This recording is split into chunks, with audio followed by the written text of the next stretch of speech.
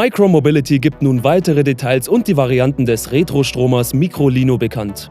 Wie genau die aussehen und was der ikonische Flitzer kann, erfahrt ihr jetzt hier auf Project Drive.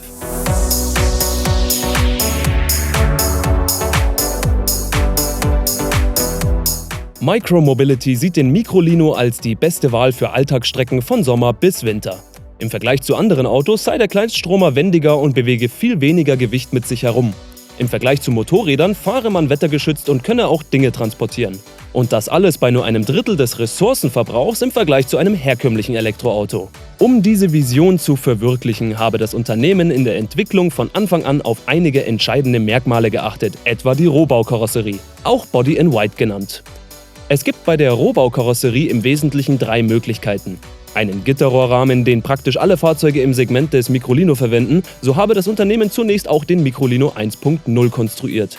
Die zweite Möglichkeit ist ein extrudiertes Aluminium-Chassis.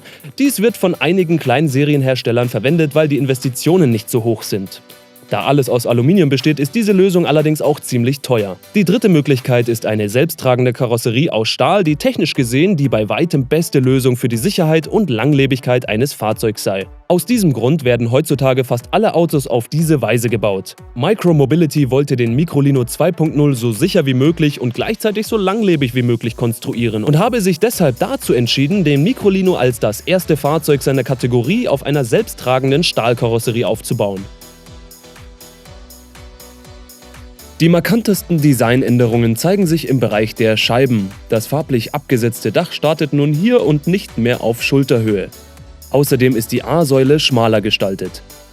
Ebenfalls neu ist die quer über die Fronttür verlaufende Leiste, die mittig ein LED-Lichtband und seitlich den Microlino-Schriftzug trägt. Hinzu kommen farblich abgesetzte Leisten im Bereich der Scheiben und/oder Schweller, das Felgendesign und die in die Karosserie integrierten, als durchgängiges Band über die gesamte Breite verlaufenden Heckleuchten. Statt des eigentlich angedachten Semi-Cabrio-Daches, bei dem sich feste Elemente nach hinten schieben lassen sollten, erhält der Microlino 2.0 auf Wunsch ein klassisches Faltdach. Das zusammen mit Zulieferer Magna entwickelte System soll leicht von Hand zu öffnen sein und ist bei den höheren Ausstattungslinien Dolce und Competizione aufpreisfrei an Bord. Heckseitig wurde nun der Markenname angebracht. Seinen Isetta-Charme behält der Zweisitzer aber, schließlich bleiben die markante Kühlschranktür ohne sichtbaren Griff übrigens, die aufgesetzten Scheinwerfer, Rückspiegeleinheiten und die unterschiedlichen Spurweiten erhalten. Markanteste Änderung im Innenraum ist die feste Lenksäule, die entgegen der ursprünglichen Pläne nicht mehr zusammen mit der Tür aufschwingt, sobald diese geöffnet wird. Das soll die Konstruktion vereinfachen und die Lenkkräfte verringern. Obendrein soll der Innenraum geräumiger und dank neuer Sitze ergonomischer sowie komfortabler werden und sich die Rundumsicht verbessern. Das Armaturenbrett präsentiert sich maximal minimalistisch. Hinter dem Lenkrad im Sport-Retro-Design und dem Digitaldisplay verläuft ein Aluminiumrohr über die gesamte Breite, an das sich das eigene Smartphone, tragbare Bluetooth-Lautsprecher oder andere Accessoires anbringen lassen. Im Zentrum des Rohrs sitzt ein weiteres kleines Touch-Display, über das sich Funktionen wie die Klimaanlage steuern lassen. Der Microlino 2.0 erhält einen völlig neuen Antrieb und andere Energiespeicher. Der Synchronmotor mit Permanentmagnet soll im Vergleich zur zuvor geplanten E-Maschine 15% effizienter arbeiten und eine bessere Leistungsentfaltung an den Tag legen. Er liefert maximal 118 Newtonmeter und leistet 17 PS. Mit diesen 17 PS erreicht der Zweisitzer eine auf 90 km/h limitierte Höchstgeschwindigkeit, also so gesehen genug für die rechte Spur auf der Autobahn. In 5 Sekunden beschleunigt das ohne Batterien 435 Kilogramm leichte Gefährt von 0 auf 50 km/h. Die Lithium-Ionen-Batterie erhält neue Zellen mit höherer Energiedichte, baut deshalb kompakter und schafft Platz im Innenraum. 3 Akkugrößen bietet der Hersteller an: 6 Kilowattstunden, 10,5 Kilowattstunden und 14 Kilowattstunden. Letztere soll ab Juli 2022 verfügbar sein, die mittlere ist in den Exemplaren der Pioneer Series installiert.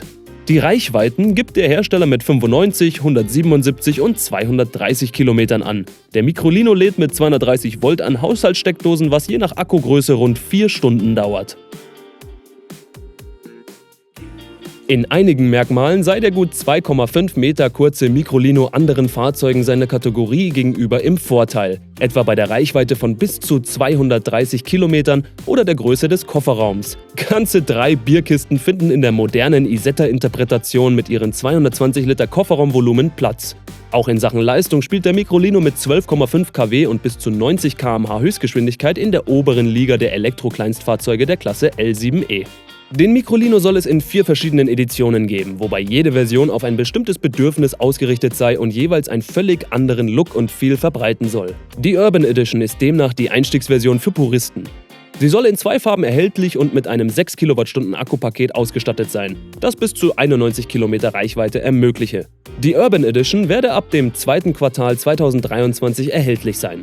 Die Dolce Edition sei für Retro-Liebhaber gedacht. Sie werde in 5 Farben erhältlich sein, hat serienmäßig ein Schiebedach und Kunden können zwischen allen 3 Batteriegrößen wählen, also 6, 10,5 und 14 Kilowattstunden für 91, 177 bzw. 230 Kilometer Reichweite. Außerdem verfügt sie über Chromdetails, ein charakteristisches Infinity-LED-Licht vorne und hinten und einige Styling-Optionen wie die Dolce Premium-Innenausstattung und Felgen. Der Microlino Competizione wiederum wende sich an Futuristen.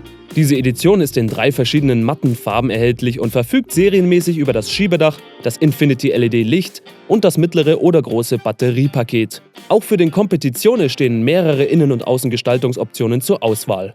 Sowohl der Dolce als auch der Competizione sollen Ende 2022 oder Anfang 2023 erhältlich sein, abhängig von der Situation in der Lieferkette. Preise für diese beiden Versionen hat das Unternehmen noch nicht bekannt gegeben. Die bereits angekündigte Pioneer-Serie soll als erste Version und noch in diesem Jahr an Kunden ausgeliefert werden. Micromobility habe bereits mehr als 30.000 Reservierungen vorliegen und der schnellste Weg, einen Microlino zu erhalten, sei die Wahl einer Pioneer Series. Die Pioneer-Serie, deren Preis das Unternehmen bislang ebenfalls noch nicht kommuniziert hat, wird es in 2 verschiedenen Farben geben, die nur in dieser speziellen Edition erhältlich sind, genannt Atlantis Blau und Torino Aluminium. Die Pioneer Series wird auf 999 Fahrzeuge limitiert sein, als Hommage an die erste Innovation des Unternehmens, den Kick-Scooter, den der Vater der beiden Gründer im Jahr 1999 erfand. Jedes Fahrzeug der limitierten Einführungsversion hat seine eigene Nummer, die auf der Innenseite sichtbar ist. Alle Microlinos der Pioneer-Serie sind mit einer 10,5 Kilowattstunden Batterie ausgestattet, mit der man bis zu 177 Kilometer weit fahren kann. Die Fahrzeuge haben ein Schiebedach, eine Innenausstattung aus veganem Leder und Alcantara sowie tragbare Bluetooth-Lautsprecher, die sich mit dem Smartphone verbinden lassen. Käufer eines Microlinos der Pioneer-Serie haben zudem die Option, eine Pioneer-Mitgliedschaft einzugehen. Diese beinhalte eine vorrangige Lieferung, die Möglichkeit, an einer der halbjährlichen Werksbesichtigungen teilzunehmen und dabei selber in der Produktion Hand anzulegen, sofern gewünscht. Zusätzlich erfolge eine Einladung zu allen Pioneer-Events, die Möglichkeit kostenloser Flying Doctor-Check-Ups und Spezialkonditionen auf Service-Deals zu erhalten.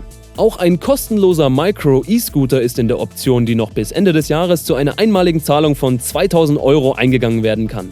Ab dem kommenden Jahr soll für eine Mitgliedschaft im Pioneer Club ein Jahresbeitrag von 1.000 € fällig werden.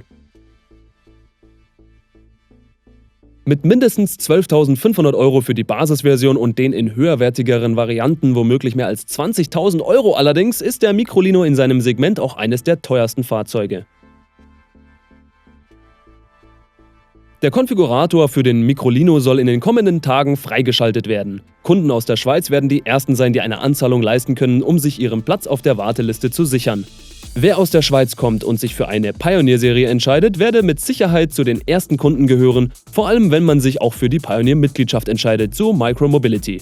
In anderen Ländern wie Deutschland scheint ebenfalls eine Lieferung Ende 2022 noch möglich. Darauf festlegen könne sich Micromobility allerdings nicht, da die Situation bei der Teileversorgung mit Unsicherheiten belegt ist. Was sagt ihr zur Wiedergeburt der Isetta? Findet ihr den Microlino eventuell zu teuer für einen E-Kleinstwagen? Sagt es mir in den Kommentaren. Wir sehen uns dann im nächsten Video. Ciao.